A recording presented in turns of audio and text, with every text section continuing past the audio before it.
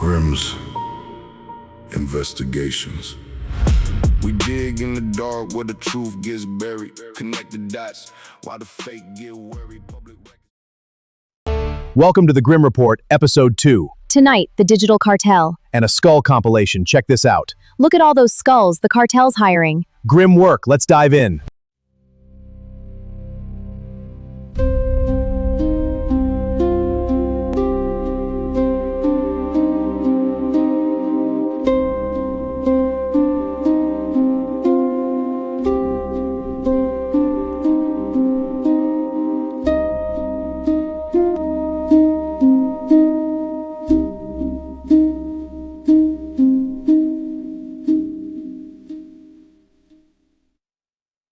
Imagine waking up at like 11 o'clock at night. The house is completely dark. Your kids are asleep in the very next room. Oh, man. That is already setting off alarm bells. Right. And suddenly you hear this loud, just persistent pounding on your front door. You look out the window and there are police cruisers parked in your driveway, lights flashing. Which is terrifying. Exactly. And the thing is, they aren't there by accident. They didn't just get the wrong address. They were actually sent there by a YouTube channel. Yeah, and that is the absolute nightmare scenario for, well, anyone who operates online. And the really terrifying part is the mechanism they used to get the police there. Right, because it wasn't a bomb threat or something. Exactly. They didn't call in a fake bomb threat. They basically weaponized empathy. It's wild. And that's exactly what we're getting into today. We are opening up this massive investigative dossier that, honestly, it completely shatters the illusion of what you probably think internet drama actually is. Oh, absolutely. Because if you log onto YouTube or, X right now, you just see creators screaming at webcams. Yeah, dropping massive apology videos, feuding over the most ridiculous interpersonal garbage. Right, and it looks like chaos. It looks like this digital Wild West where rogue personalities are just having public meltdowns. But when you actually pull back the curtain, when you look at the server architecture, the LLC filings, the trademark registrations, that chaos completely evaporates. Yeah, you don't find a Wild West at all. You find a highly sophisticated, multi-tiered corporate structure. You find paywalled intelligence pipelines. You find serverless AI architecture. Exactly. Which is why today's deep dive is focused on this explosive, multi-part dossier compiled by Grimm's Investigations. Also known online as Grimm's Galleries or at Trig Investigations. Right, and they spent months mapping out what is known as the Lolcow universe, or the LCU. Which is this massive content network spearheaded by Daniel Keem, who most of you probably know as Keemstar. And we need to be incredibly clear up front here. This deep dive, it is not about who said what on a podcast. No, far from it. The stakes that Grimm's uncovered are severe. I mean, we are looking at systemic worker misclassification, Potential corporate expense fraud. massive tax irregularities, and honestly, deep psychological coercive control. This is really an investigation into how a modern digital cartel operates in plain sight. And here's where it gets really interesting and, well, honestly, why I started with that scene of the police at the door. Right. Because the investigator behind Grimm's Galleries didn't just find documents. They poked a machine that actually fought back. They were the victim of an alleged proxy swatting. That midnight police visit. Yeah. And get this, the investigator happens to be a 100% disabled military veteran. Which just adds such a heavy layer to all of this. The central theme we're unpacking today is power, Yeah. Like, how is power structured in the creator economy? What happens when a seemingly anarchic entertainment network functions as an unregulated, centralized corporate entity? And what are the real-world consequences when a digital forensics expert decides to shine a spotlight on the ghosts in that machine? So let's start by figuring out why this network felt the need to fight back so aggressively. Because to understand the danger Grimm's put themselves in, you first have to really understand the sheer scale and the structural deception of the empire they were investigating. Right. Because if you've been on the internet for any amount of time, you probably know the name Keemstar, but his public identity has, well, it's evolved a lot over the years. Yeah, tracing that evolution is actually the first step in the Grimm's Report. Exactly. If you go back to the 2008 to 2010 era, you find aliases like DJ Keemstar or Killer Keemstar. Oh yeah, the Halo 3 lobby era, the blog TV era. Right. The content was raw, it was edgy, and it was highly decentralized. It was exactly what you'd expect from early gaming culture. You're just a username shouting into a headset. There's no corporate board involved. Precisely the opposite of a boardroom. But as the creator economy matured over the last 15 years, the money got got serious. Very serious. So by the early 2010s, that messy early history was consolidated into a primary professional brand, the host of DramaAlert.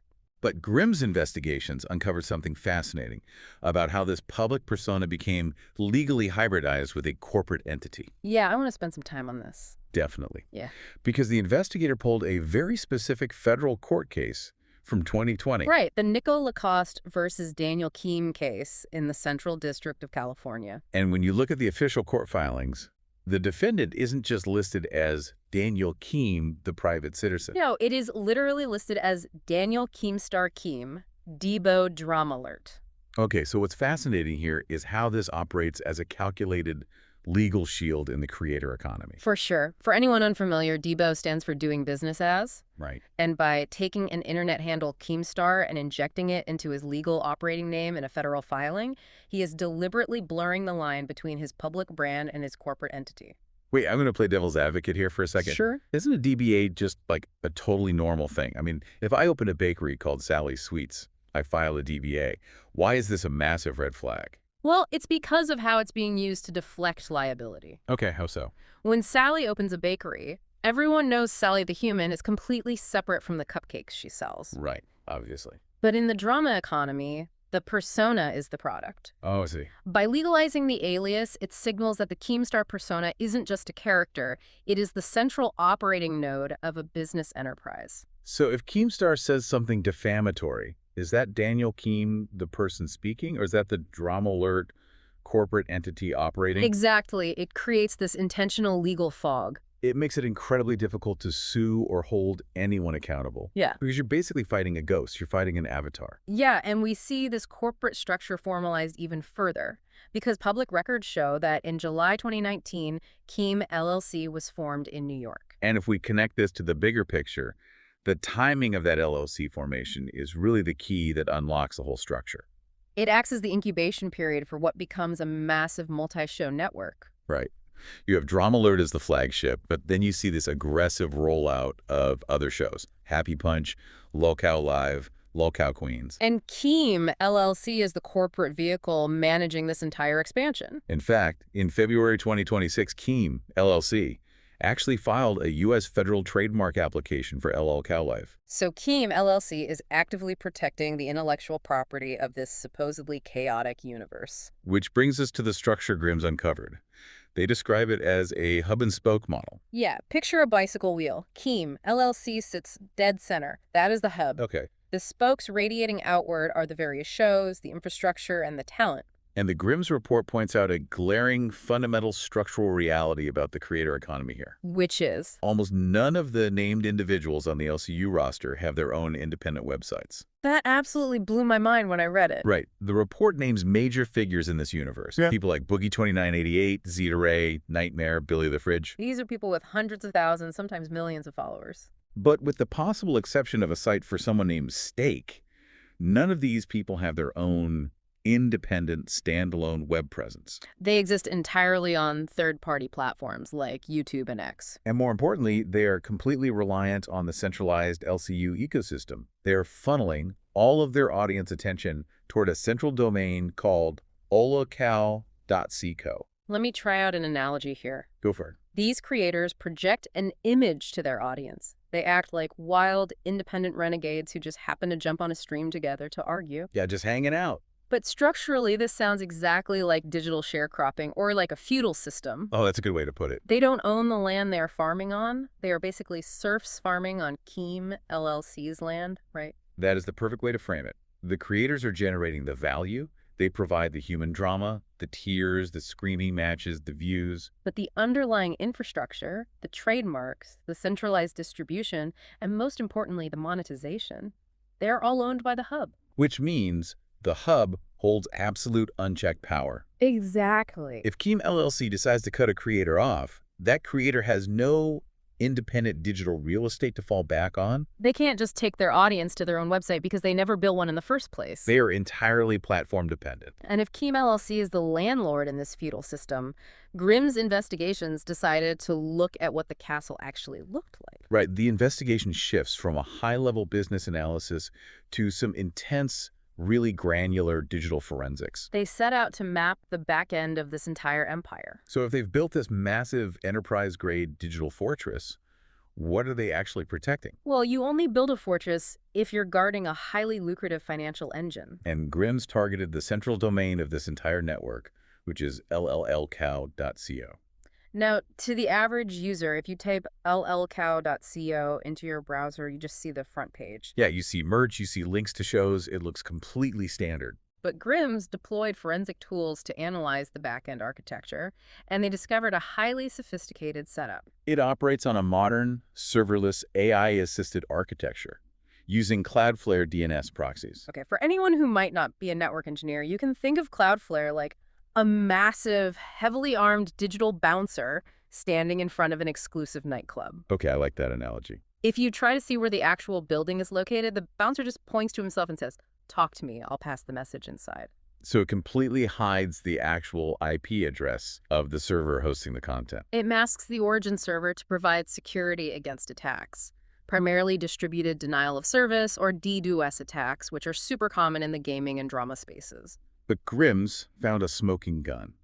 They found what's known as a staging route leak. Wait, if I'm building a website, how do I accidentally leave a staging route open? It is a classic developer error. When you build a complex web application, you don't build it live on the main website. You build it in a staging environment, like a testing ground. Okay, that makes sense. Grimm's discovered a subdomain .dev.lolcow.co. And whoever configured this staging environment completely forgot to put the Cloudflare bouncer in front of it. Oh, wow. It was configured as a direct DNS mapping. So they literally left the side door to the castle wide open. Wide open. Yeah. And that exposed the raw origin server IP. And Grimm's traced that IP directly back to a hosting provider called Chupa, LLC, operating on the Vulture Cloud infrastructure. Now, why does finding the server provider matter? It sounds super technical, but what does it actually tell us about the business? Finding the origin server allowed Grimm's to interrogate the server directly, completely bypassing the Cloudflare protections. Right. And the server returned a strict content security policy. Explain that for us. What exactly is a content security policy? So a content security policy, or CSP, is a set of strict rules the server uses to dictate exactly who is allowed to talk to it, what scripts are allowed to run, and where data can be sent. Okay. A simple blog doesn't have a strict CSP. This server announced it was running a live Node.js application using the Express framework. Wait, Node.js? What is that doing day to day for a YouTube drama channel? Are they, like, running bots to scrape Twitter for drama?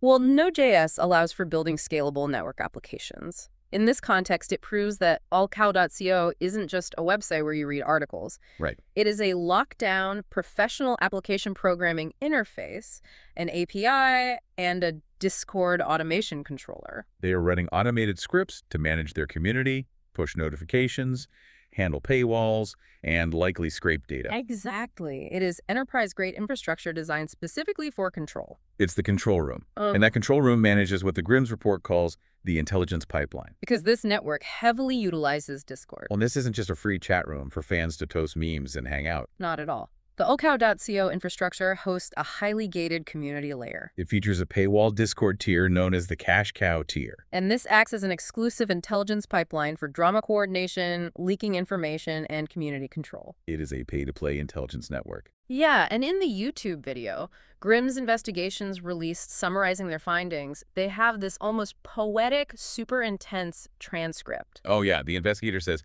I map the infrastructure every Discord vein and node.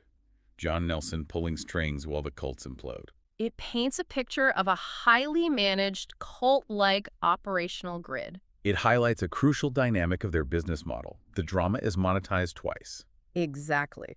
First, they monetize the public-facing YouTube videos and streams through ad revenue and sponsorships. Yeah. Second, they monetize the behind-the-scenes access.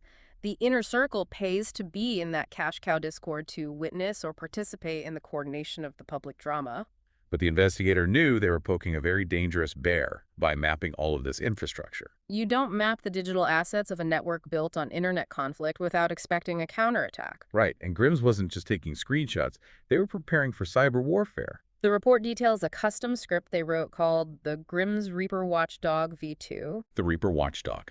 This was a defensive, automated cybersecurity tool the investigator deployed on their own local network while conducting the investigation. Yeah, and looking at the cheat sheet for this script, it is intense. It monitors standard things like battery and storage space, but it goes way beyond that. It actively monitors for anomalous spikes in network connections, which means it's looking for malicious port scans of their own home network. Wow. It monitors their VPN status constantly to ensure their location remains spoofed. It even monitors file integrity. Wait, monitoring file integrity, what does that actually mean in practice? It means the script takes a cryptographic snapshot of the investigator's own files. Okay. If a hacker manages to breach the investigator's system and tries to alter or delete the investigative scripts, the watchdog immediately alerts the investigator that the files have been tampered with. Let's take a step back here. Yeah. If this is just a network of YouTube drama shows, why on earth is the investigator setting up cybersecurity tripwires like they're investigating a hostile foreign intelligence agency? Because the digital fortifications and the aggressive response to being investigated suggest that the stakes are much higher than just public embarrassment. You do not build a Node.js API controller and hide behind Cloudflare proxies just to post YouTube links. Right. The technical backend is the physical proof of a legal reality. And that legal reality is the core of the danger for Keem LLC. Because you cannot claim that your talent are just independent contractors hanging out on the internet when you own the servers, you run the API, you manage the paywall Discord, you own the trademarks, and you control the entire production pipeline. Exactly. The centerpiece of the Grimm Report is this devastating analysis of worker misclassification. They break this down using what they call the LCU value and risk flow matrix. So how does that matrix actually function in the real world? It basically visualizes a pyramid. At the very top, you have Keemstar and LCU LLC. Right. Revenue, intellectual property rights, and overall control flow up to this top tier. Makes sense. But the legal risk, the tax liabilities, the emotional toll of the drama, and the lack of healthcare or benefits, all of that flows down to the talent at the bottom. So the report estimates that a massive percentage of the revenue is concentrated at the hub. While the workers bearing the brunt of the public humiliation get a fraction of that, without any of the protections of formal employment. So they are treating these people like 1099 independent contractors to save money on taxes, workers' compensation, and benefits. Yes. But let me stop you because I want to make sure I understand the legal line here. Go ahead. If I hire a freelance graphic designer to make a logo, I pay them for the job. I don't give them health insurance. Right. So why can't Keem LLC just say these creators are digital freelancers doing a one-off job? Well, that is the exact defense companies like Uber or DoorDash use, and it's why employment law has very specific tests to determine the truth. Okay, what kind of tests? The Grimm's report specifically highlights the FLSA, the Fair Labor Standards Act, which governs minimum wage and overtime. It also looks at IRS behavioral and financial control tests. But the most stringent standard, used in many states, is the ABC test. Walk us through the ABC test. How do you actually pass it? To legally classify someone as an independent contractor under the ABC test, a business must prove 3 separate things. If they fail even one, the worker is legally an employee. Okay, so Part A. Part A, the worker must be free from the control and direction of the hiring entity in connection with the performance of the work. Got it. Part B. Part B, the worker performs work that is outside the usual course of the hiring entity's business. And Part C. Part C, the worker is customarily engaged in an independently established trade, occupation, or business of the same nature as that involved in the work performed. Okay, so based on everything Grimm's found about the server architecture and the hub and spoke model, the LCU fails this test spectacularly. Oh, completely. Let's look at Part A control. The LCU dictates the content, the schedule, and the format of the shows. There is deep brand integration. The talent relies entirely on the LCU's tools and platforms. They must use the designated Discord server. They are integrated into the Lolcow.co infrastructure. That is an immense amount of behavioral control. And Part C is completely destroyed by the lack of independent websites. Right. If you don't own your own domain, you don't have an independent digital storefront. You are an independently established business. You are an entirely dependent node in the Keem LLC network. Also, the February 2026 trademark application for Lolcow Live proves centralized ownership of the brand. The talent might theoretically be able to refuse a specific streaming session, and they might be paid per appearance with 0 benefits, but practically, They are inextricably bound to the platform. They perform the exact work that constitutes the core business of Keem LLC, which means they fail Part B as well. This is a massive legal vulnerability. I mean, if a labor board audits them, the back taxes and penalties could be astronomical. And the report doesn't just talk about this in the abstract. It provides deeply uncomfortable case studies of individuals caught in this ecosystem. Yeah, let's talk about Desi Day moniker Lolcow reign. Desi Day is a troubling case study in how this ecosystem integrates the personal, often vulnerable lives of its talent into its monetization strategy. The Grimm's OSINT profile, which stands for Open Source Intelligence, meaning gathering data from public records, social media history, and digital footprints, it traces her entry into the network. And the timeline of her entry is, well, it's difficult to talk about, but it's crucial to the labor context. She is the fiancée of Boogie 2988, a massive, long-standing figure in the creator space. The public record shows she reached out to him as a supporter when she was around the age of 18. And the relationship went public when she was 20 and Boogie was around 49. That age gap generated immense controversy and public scrutiny. And what the LCU did was take this massive controversial relationship and seamlessly integrate it into their content farm. She didn't remain a private partner in the background. She was brought in as a co-host on a show literally branded around her, Lolcow Reign. And she's completely embedded in that Lolcow.co commercial infrastructure we talked about. They sell merchandise based on her likeness. But more than that, they turn her personal conflicts into monetized content. The report notes recurring on-air drama, like a feud titled Tammy vs. DEZI, which is presented to the audience as entertainment. This is the critical point for the labor analysis. The personal drama is the product. The network is directing this conflict, scheduling the streams, hosting the fight on their infrastructure, and monetizing the ad revenue. Yet they're likely classifying her as an independent contractor. She bears all the emotional toll, the online harassment, and the reputational risk, while the hub reaps the financial reward. Another case study the investigator pulled is Zeta Ray, also known as Lolcow Queen Zeta. Grimm's tracked her name evolution from Zeta Jones-Helmick to Zeta Ray. And they went a step further than just looking at her internet history.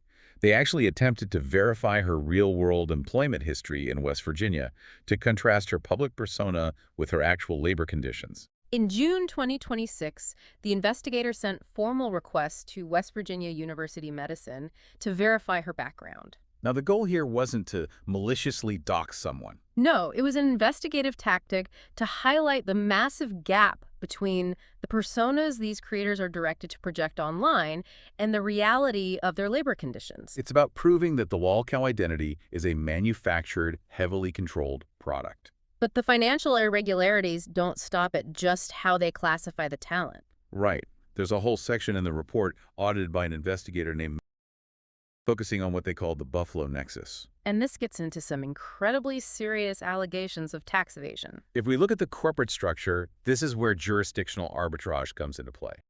Audit points out that Keem maintains business entities in Florida and West Virginia. And those states have very favorable corporate tax environments. Okay. Exactly. However, forensic evidence, including IP address logs, broadcast metadata from his streams, and public sightings, confirms his continuous residence in Buffalo, New York, specifically the Orchard Park area. So, to use an analogy, it's like running a massive, highly profitable casino right in the middle of New York, but telling the government that all the money is actually being made by a P.O. box in Florida. That's spot on, because 100% of the executive direction, the strategic planning, and the production labor for this media empire is executed within New York State. It argues this establishes what tax authorities call a permanent establishment nexus in New York. Meaning Keem LLC should be paying New York State corporate taxes, labor taxes, and income taxes, which are significantly higher than Florida or West Virginia. But the audit gets even darker than state taxes. Highlights potential interference with legal garnishment orders. This is perhaps the most severe allegation in the financial section. The audit questions how payments are structured for certain collaborators. It specifically mentions a creator named Amberlynn Reed who has a history of publicized financial issues. And the report alleges that Keem LLC might be funneling payments to talent through the West Virginia LLC and deliberately categorizing those payments as gifts or reimbursements rather than earned income. Wait, hold on, let me stop you right there. Yeah. If a creator has a legal judgment against them, or owes back taxes to the IRS, their wages are supposed to be garnished automatically. That's right. Are you saying they're allegedly committing fraudulent conveyance to help a drama YouTuber hide money from the government? If proven, yes. Paying earned wages as gifts avoids the automated W-2 or 1099 reporting systems that would trigger a legal garnishment. That constitutes fraudulent conveyance and the active obstruction of a court order. It is a highly illegal corporate maneuver that pierces the corporate veil entirely. This blows my mind. The audience sitting at home thinks they're watching spontaneous, messy internet fights. They think they're watching reality TV. But they are actually watching a highly orchestrated corporate tax maneuver designed to bypass state garnishment laws. The drama is the perfect smokescreen. It distracts the audience and potentially regulators from looking at the underlying financial mechanics. Which brings us to a massive question. If the talent is being exploited, misclassified, paid without benefits, and put at immense legal and tax risk, why do they stay? Right, why don't they just leave or log off or speak out against the hub? The Ultimate Master Report doesn't just look at the money. It delves deeply into the clinical psychology keeping the LCU running. And the foundational concept they identify is coercive control. I usually hear that term in the context of domestic abuse or TULTs. How does coercive control apply to a YouTube network? Coercive control is fundamentally about creating structural dependency. Think about the target demographic for these networks. Okay. The creators enter this ecosystem often seeking a community, a creative outlet, or a desperate financial lifeline. And the network love bombs them. Exactly. It presents itself as a family of misfits. But once inside, the hub-and-spoke model we discussed strips them of autonomy. Because they don't own their websites, their infrastructure, or their trademarks. Precisely. Their entire livelihood, their audience access, and their social circle become dependent on Keem LLC's resources. So if they leave the family, they lose everything. They are instantly isolated. Psychologically, yes. It's basically a digital hostage situation. Wow. And this leads to what psychologists call institutional betrayal. This occurs when an institution you trust and upon which you depend for your livelihood actively causes you harm. And the betrayal is compounded when your attempts to criticize or reform the institution are met with severe retaliation. And the LCU has a very specific playbook for dealing with criticism. The report identifies it as DARVO. DARVO, what does that stand for? It's an acronym coined by psychologist Jennifer Freyd. It stands for Deny, Attack, Reverse Victim, and Offender. Okay.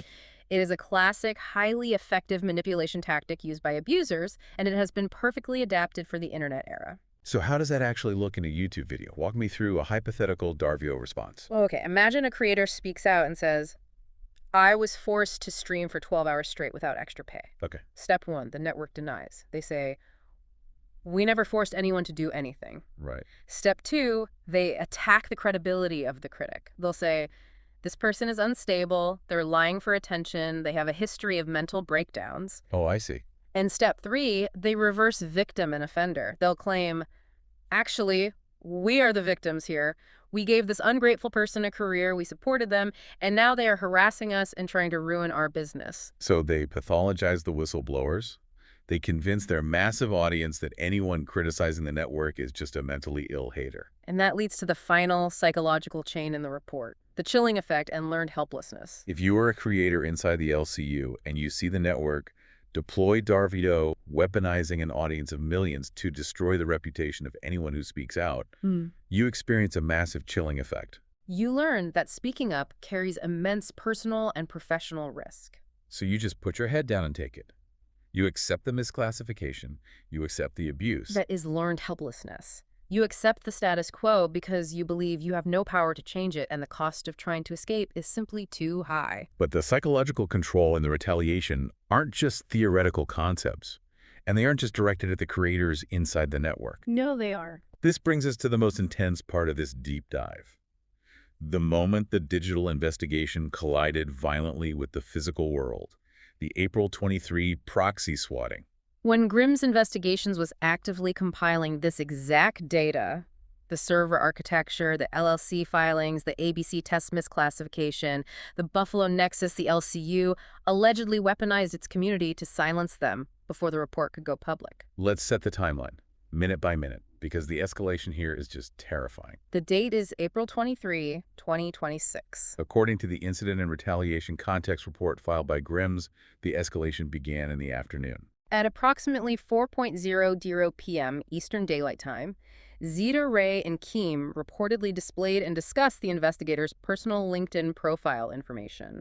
And they didn't do this on a public broadcast. No, they did it inside that paywalled LCU Discord server we mentioned earlier. Inside the cash cow intelligence pipeline, they doxed the investigator to their most loyal, paying followers. They provided the real-world identity of the person mapping their servers. They circulated the investigator's real-world professional identity to an audience primed for conflict. And 7 hours later, the consequences of that action arrived at the investigator's front door. At approximately 11:000 p.m. EDT, police arrived at the investigator's home area. And the way it was framed is what makes it so insidious. It was framed to the police as a welfare check. The responding officer told the investigator they were there because of reports of online suicidal ideation. This is a terrifying evolution of modern internet harassment. Swatting used to be calling in a fake hostage situation or a bomb threat to get a SWAT team to kick a door down. But police departments started catching on to that. So the tactic evolved into a proxy swatting. By claiming the target is suicidal and might harm themselves, the caller weaponizes law enforcement under the guise of caring or concern. It's the ultimate Darvo tactic. We aren't attacking you, we're just so worried about your mental health, so we send armed police to your house at 11 p.m. to check on you. And we have to highlight the horrifying human toll here. The investigator behind Grimm's galleries is a 100% disabled military veteran. And when those police knocked on the door, the investigator's minor children were sleeping in the very next room. The psychological impact of that cannot be overstated. For a disabled veteran, a sudden, unwarranted police presence at their home in the middle of the night is a massive stressor with the potential to severely re-traumatize them. The presence of sleeping children, and the message is clear and unambiguous. It is a message of ultimate intimidation. We know where you live, we know who you are, and we can bring armed officers to your children's bedroom door whenever we want.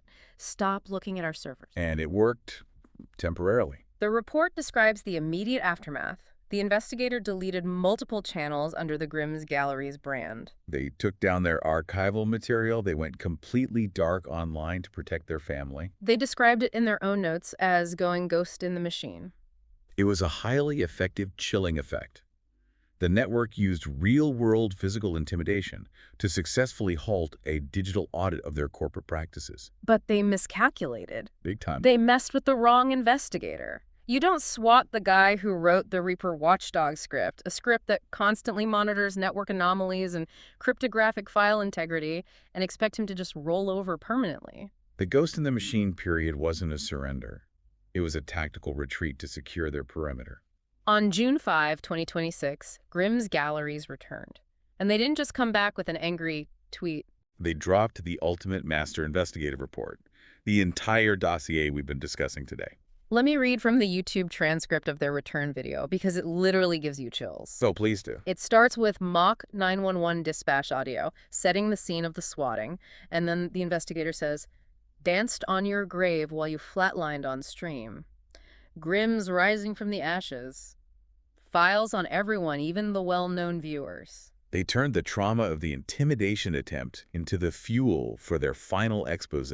The transcript we talked about earlier, about John Nelson pulling strings and mapping every Discord vein and node, that wasn't just a technical summary. That was their public declaration that the intimidation failed. The investigator literally says in the video, what happens when the ego becomes too real?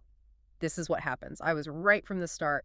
You want to be detractors, laughed at me, deleted my shit, swatted my house, thought you buried me. I don't play by your rules. Time is on my side. The ultimate report's coming like a hammer. It's a profound example of counter-surveillance. The network relied on obfuscation, Cloudflare proxies, hitting LLCs, 1099 misclassification, and Darvo intimidation. And the investigators systematically dismantled every single layer of that obfuscation and published the blueprint for the world to see. They tried to bury the investigation, but they didn't realize they were dealing with a veteran who treats digital forensics like a tactical operation. And the resulting dossier stands as a masterclass in exposing modern digital exploitation. So we've covered a massive amount of ground today. We started by looking at the messy, chaotic facade of the Lolcow universe. But beneath that, Grimm's investigations revealed a highly sophisticated corporate machine. We saw Keem LLC acting as the centralized hub, controlling the intellectual property, the servers, and the distribution, while keeping the talent isolated like sharecroppers without their own digital real estate. We looked at the serverless architecture and the paywalled intelligence pipeline of the cash cow Discord, proving this is an enterprise-level setup designed for surveillance and monetization. We examined the severe allegations of worker misclassification, applying the ABC test to show how the network maintains absolute control over creators while shifting all the legal and tax risk downward. We analyzed the Buffalo Nexus and the potential for fraudulent conveyance to avoid state taxes and garnishment laws. We unpacked the psychological the coercive control and institutional betrayal that keeps creators locked in, terrified by Darvu tactics. And finally, we witnessed the horrifying real-world consequences of investigating this machine. The proxy swatting of a disabled veteran, an act designed to silence accountability, which ultimately resulted in the publication of the Ultimate Master Report. Which leaves us with a chilling concept to ponder as we wrap up this deep dive. If an entertainment network can weaponize its audience to physically send armed police to a critic's home, and if it holds total psychological, technical, and financial control over its creators, shielding itself behind proxy servers and LLCs, at what point does a YouTube channel stop being a media company and start functioning as an unregulated digital cartel? That is the ultimate question this investigation forces us to ask, because if the product is human drama, and the workers are stripped of their rights, the viewers are deeply implicated in the machine. And every time you click, comment, or watch the drama, you have to ask yourself, are you just another unpaid data node keeping their servers running? Until next time, keep digging.